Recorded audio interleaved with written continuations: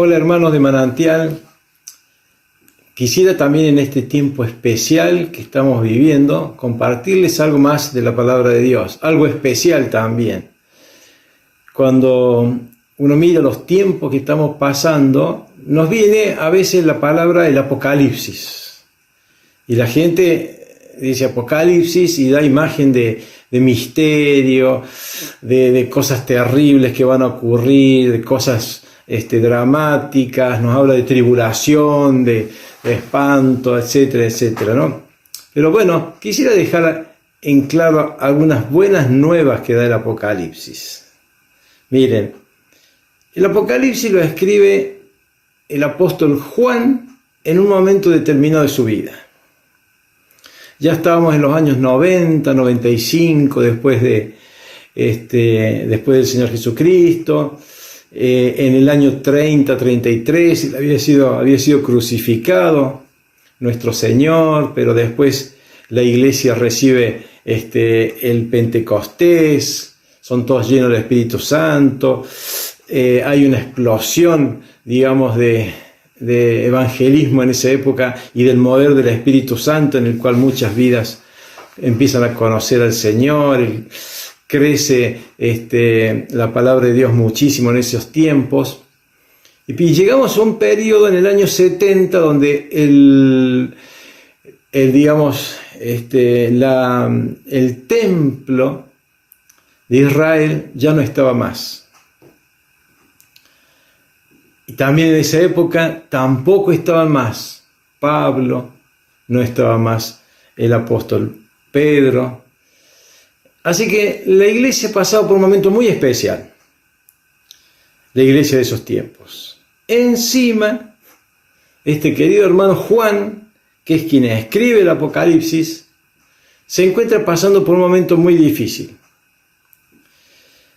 En esa época había un emperador, que era el emperador Domiciano, lo detiene a Juan, que se decía que Juan en esa época era el obispo de Éfeso.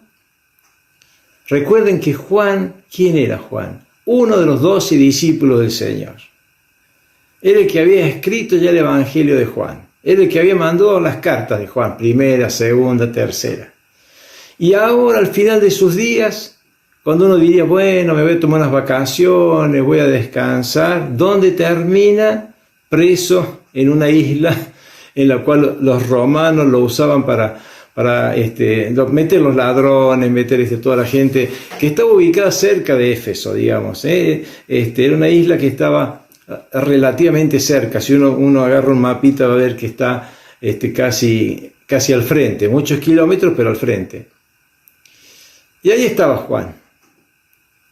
Y en medio de esa crisis, yo diría, otra cuarentena, otro que estaba en cuarentena, como hace poco les contaba del apóstol Pablo, el Señor se le aparece en medio de esa situación tan difícil, se le revela y le dice, Juan, escribe estas cosas. Acá veo que dice que sucederán y que van a pasar aún después de todo esto. Y yo digo que el Apocalipsis termina siendo un evangelio. Porque el Apocalipsis viene en una época en la cual los hermanos de aquella época, de esos tiempos, no podían ir a la iglesia. Se les había caído el templo. Ya no estaba más. La obligación que tenía cada judío de ir al templo una vez al año, o por lo menos cada 3, 4 años, a adorar, ya no estaba más. Los romanos lo habían destruido. Se juntaban en las casas. Encima había persecución. Encima su líder máximo que tenían, ya su gran héroe, Juan, preso. Así que imagínense la angustia que vivían en aquella época los primeros cristianos. Sin embargo, viene el Señor, se le revela a Juan y el Apocalipsis termina siendo un libro en el cual se le revela de tal manera el Señor que trae consuelo en esa época, trae aliento, trae esperanza, trae salvación. Cuando uno empieza a desgranar, sin leer mucho en los primeros capítulos, empieza a aparecer ya no el Dios que era el Cordero manso que se dejó llevar a la cruz, sino se le revela de tal manera el Señor a Juan, que le dice en el capítulo 1, cuando le vi, dice, caí como muerto a sus pies, y puso su diestra sobre mí, diciéndome, no temas, Juan, yo soy el primero y el último, el que vivo y estuve muerto, me he aquí vivo por los siglos de los siglos. Escribe las cosas que has visto y las que son y las que han de ser después de estas. Yo digo que es como Juan termina escribiendo como un evangelio también en lo que es el Apocalipsis, que por ahí no, uno a veces como cristiano siempre dice, uy, qué complicado que es, qué difícil que es. Sin embargo, es un relato, es un libro de buenas noticias. En Apocalipsis se nos revela la gloria de Dios, se nos revela los tiempos de las cosas que van a ocurrir, que eso lo podemos ver en otra ocasión. Pero hay una serie de mensajes que son muy claros. Y me gusta acá cuando se le presenta el Señor a Juan, que le dice en el capítulo 1, yo soy, dice, Jesucristo, el testigo fiel, el primogénito de los muertos y el soberano de los reyes de la tierra.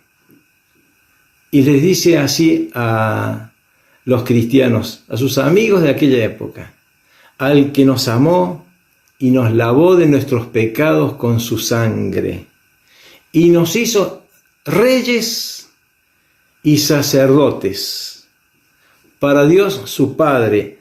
A Él sea la gloria e imperio por los siglos de los siglos. Amén. Esto está en el capítulo 1. Apenas comienza, se le revela, nos dice Jesucristo, el verdadero, el testigo fiel, el primogénito de los muertos, pero el que nos lavó y nos limpió y nos hizo reyes y sacerdotes.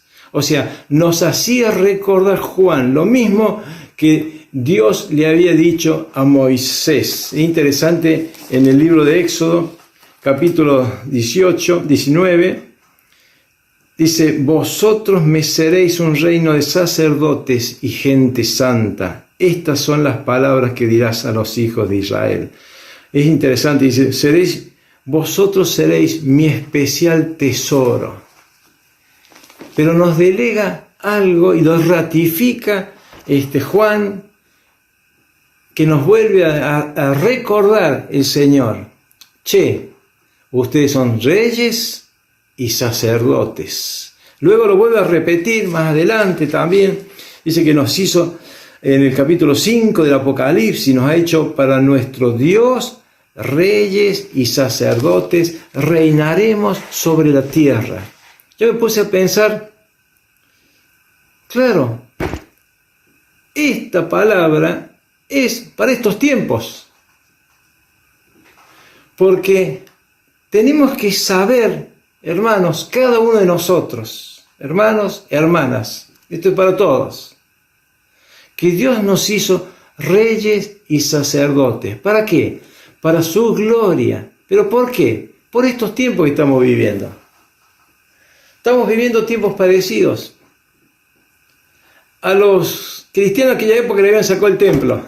Ya no podían ir al templo a adorar, a cantar, a bendecir, a tener comunión. Tenían que juntarse por las casas y encima cuidarse, que no se enteren algunos vecinos, porque estábamos en persecución. No se podía evangelizar, no se podía crecer todavía en las cosas de Dios. Así que cada uno tenía que asumir la función que el Señor nos dio. Ustedes son ahora reyes y sacerdotes.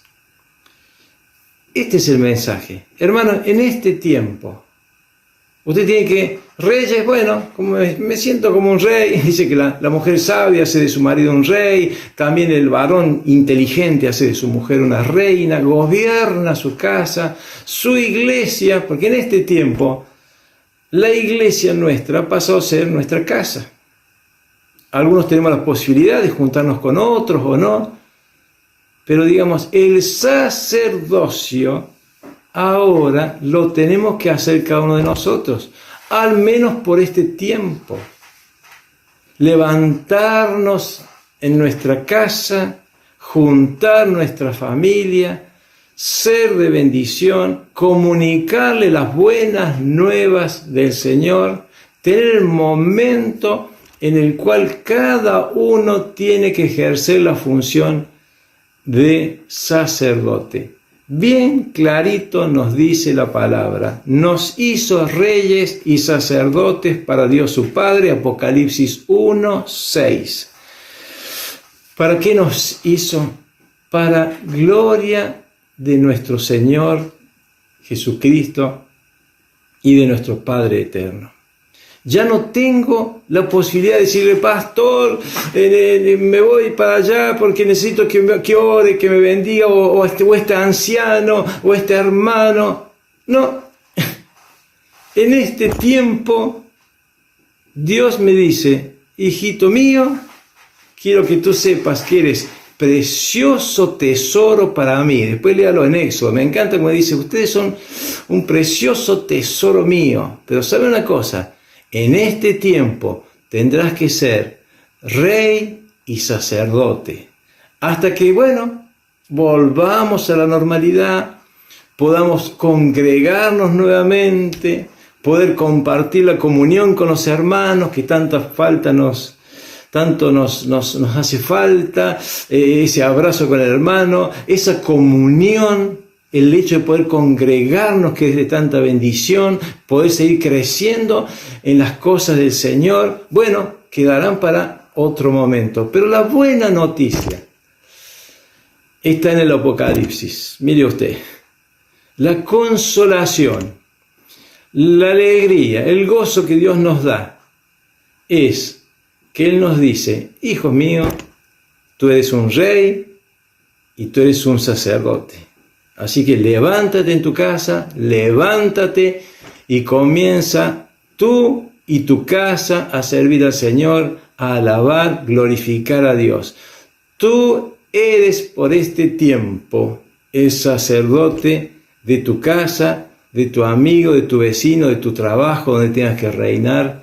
Tú eres el responsable de todos los que te rodean en este tiempo. A Dios sea la gloria en este tiempo. Dios te bendiga mucho, hermano. Que el Señor les bendiga en este tiempo.